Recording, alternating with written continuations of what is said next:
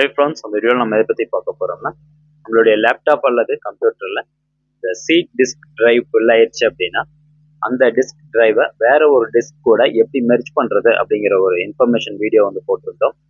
அதாவது இப்போ இந்த சி டிஸ்க் டிரைவ் ஃபுல் ஆயிடுச்சு அப்படின்னா நம்ம சாஃப்ட்வேர்ஸ் எல்லாமே சரியா ஒர்க் ஆகாது, விண்டோஸ் எல்லாமே ஹேங் ஆக ஆரம்பிச்சிடும்.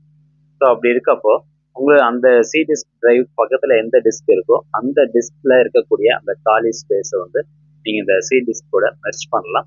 ஸோ அது சம்மந்தமாக ஒரு வீடியோ போட்டிருந்தோம். அந்த வீடியோக்கான லிங்க் டிஸ்கிரிப்ஷன்ல இருக்கு, தேவைப்படுறவங்க கிளிக் பண்ணி பார்த்துக்கோங்க.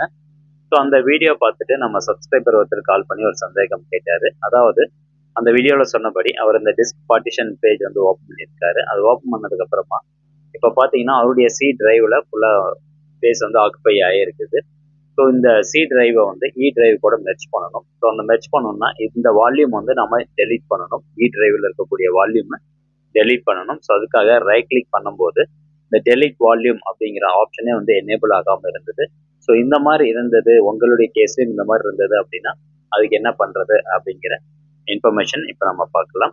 ஜஸ்ட் உங்களுடைய கம்ப்யூட்டரில் விண்டோஸ் ஆர் கீ வந்து அழுத்திக்கோங்க. அழுத்தினோன்னு பார்த்தீங்கன்னா இந்த மாதிரி ரன் கமெண்ட் பேஜ் வந்து ஓப்பன் ஆகும். ஸோ இதில் எஸ் கேபிட்டல் லெட்டரில் வச்சுக்கோங்க, SYS DM.CPL இந்த மாதிரி டைப் பண்ணிட்டு ஜஸ்ட் என்டர் கொடுத்துக்கோங்க.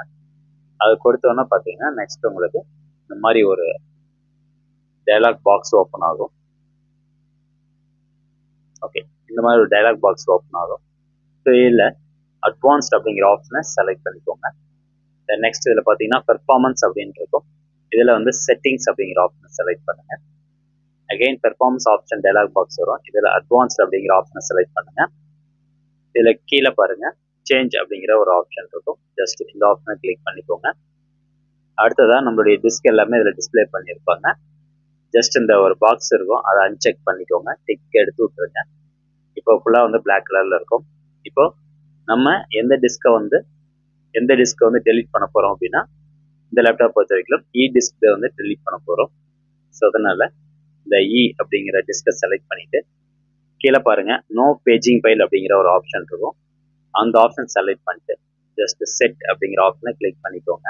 நெக்ஸ்ட்டு ஓகே ஆப்ஷனை கிளிக் பண்ணிட்டு ஜஸ்ட்டு அகெயின் ஓகே கொடுத்துக்கோங்க. ஃபுல்லாக எல்லாத்துக்கும் ஓகே கொடுத்துட்டு ஸ்டார்ட் பட்டன் கிளிக் பண்ணி உங்களுடைய லேப்டாப்பை ரீஸ்டார்ட் பண்ணுங்கள். ஸோ ரீஸ்டார்ட் பண்ணதுக்கப்புறமா செக் பண்ணி பார்க்கலாம். ஓகே ஃப்ரெண்ட்ஸ், ரீஸ்டார்ட் பண்ணியாச்சு. இப்போ ஸ்டார்ட்டில் போயிட்டு பார்ட்டிஷன் அப்படின்னு டைப் பண்ணுறேன். பார்ட்டிஷன் அப்படின்னு கொடுத்தோன்னா create and format hard disk partition அப்படின்னு வரும். அதை கிளிக் பண்ணோன்னா உங்களுக்கு இந்த மாதிரி ஓப்பன் ஆயிரும். டிஸ்க் மேனேஜ்மெண்ட் ஓப்பன் ஆகும். இப்போ நம்ம இ டிஸ்கில் தான் அந்த பேஜ் ஃபைலை வந்து செட் பண்ணாமல் விட்டோம்.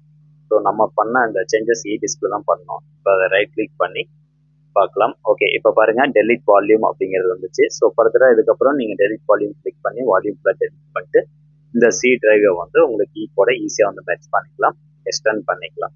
ஸோ இதை எப்படி எக்ஸ்டெண்ட் பண்ணுறதுன்னா அந்த வீடியோக்கான லிங்கை தான் நம்ம டிஸ்கிரிப்ஷனில் கொடுத்துருக்கோம், தேவைப்படும் கிளிக் பண்ணி பார்த்துக்கோங்க. ஸோ இந்த இன்ஃபர்மேஷன் கண்டிப்பாக உங்களுக்கு யூஸ்ஃபுல்லாக இருக்கும் அப்படின்னு நினைக்கிறேன்.